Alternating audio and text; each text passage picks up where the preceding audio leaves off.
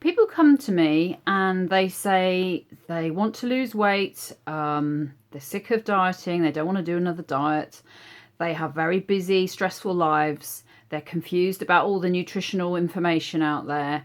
And I notice they have a pretty poor relationship with food. So how I work with people is I just get them to pay more attention to their eating, to do a bit of inner work, to understand why they eat, not just what they eat, but why they eat, how they eat, and for them to become a lot more aware of the eating process and their eating behaviours. Lifestyle is really tied up in the whole eating habits, and so therefore you can't just look at eating habits alone. You have to look at a person's lifestyle.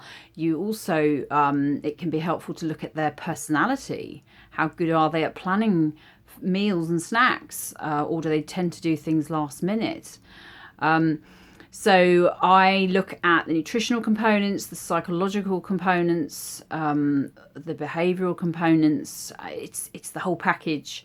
And I've had a lot of success with people who might have binged in the past, and they have learned to simply enjoy less food more, because it's a bit of a myth really that a lot of food equates to enjoyment. A lot of the time we don't enjoy food because we're eating mindlessly on autopilot. We're not thinking about what we're eating, we're not savouring the flavour, because we're distracted. Perhaps we're watching TV whilst we're eating. So I get people to become more aware of what they eat and how they eat, where they eat, and just through increasing self-awareness, they're able to make simple changes. I believe in baby steps, so doing things gradually. Things don't change overnight.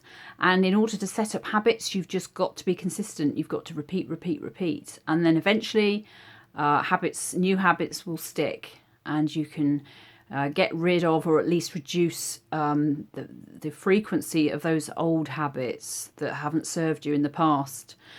So also, looking back at maybe how you, as a child, how did you used to eat, or how did your family influence how you ate as a child, and how's that impacted you now as an adult? How are your eating habits now as a result of your history?